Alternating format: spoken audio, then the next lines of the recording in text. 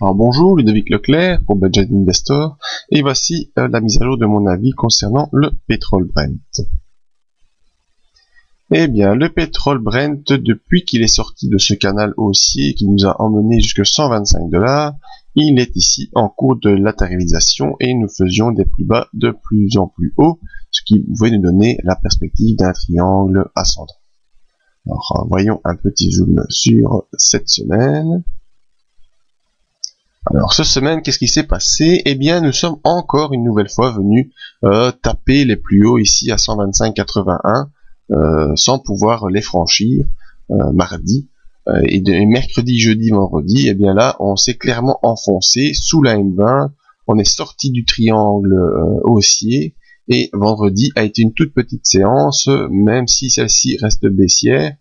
Elle nous forme un arami qui peut être un investissement sur une inversion de la tendance court terme qui est baissière cette semaine, mais restons prudents car ça pourrait être aussi simplement un pullback sur la sortie du triangle. Donc on a ici plutôt un avertissement baissier devant les yeux. En effet, jeudi, la séance a fait un plus bas, beaucoup plus bas que les autres séances précédentes, et donc ça c'est clairement un avertissement pour ceux qui étaient en position haussière et qui attendaient une extraction au-dessus des 125 $, comme c'était mon cas. Donc jeudi, l'avertissement est là, à chacun d'en tirer les conclusions. Voyons nos indicateurs. Le MACD, toujours fortement baissier, sous son signal qui est baissier également. On reste clairement dans une impulsion baissière qui s'installe sur le moyen terme, c'est-à-dire plus qu'une semaine en tout cas. Les volumes restent toujours très stables et ne font pas de plus bas et font des plus hauts. Donc au niveau psychologie sur le pétrole, bien malgré le cours qui semble devoir un peu décrocher de sa latéralisation aux alentours des 120 $, eh bien malgré cette impression graphique, eh bien la psychologie sur le pétrole reste toujours très forte, avec des volumes qui ne s'écroulent pas, et donc les positions restent bien accrochées dans les différents portefeuilles.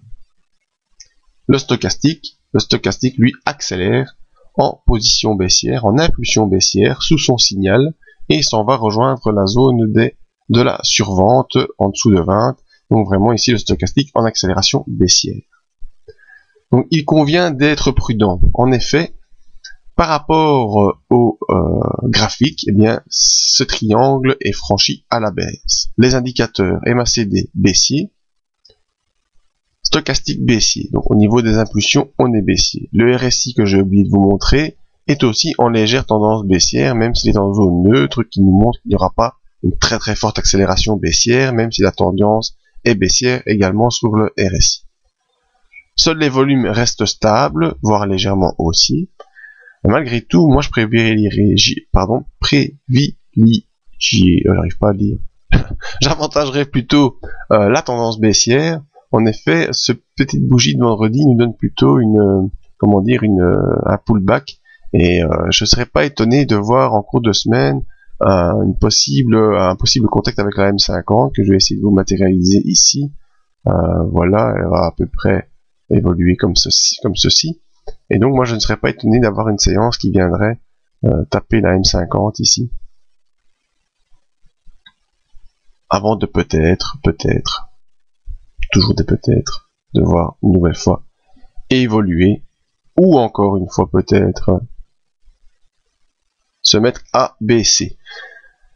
L'autre scénario, c'est que que ici on aurait droit à une fausse sortie, c'est-à-dire un fake move comme on dit, mais je suis plutôt prudent par rapport à ça. Pourquoi? Parce que on a eu une sortie jeudi, une sortie confirmée vendredi, une tentative de retour vendredi qui a été infructueuse, donc c'est plutôt une tendance baissière qui irait s'installer. Alors si malgré tout vous êtes convaincu que la hausse reste devant nous, eh bien je vous matérialise de manière succincte la M20 ici par cette petite ligne, et je vous inviterai donc à être attentif par ce contact avec la M20. Donc si vous êtes haussier, et moi ma préférence va plutôt à une poursuite d'une consolidation dans les jours à venir.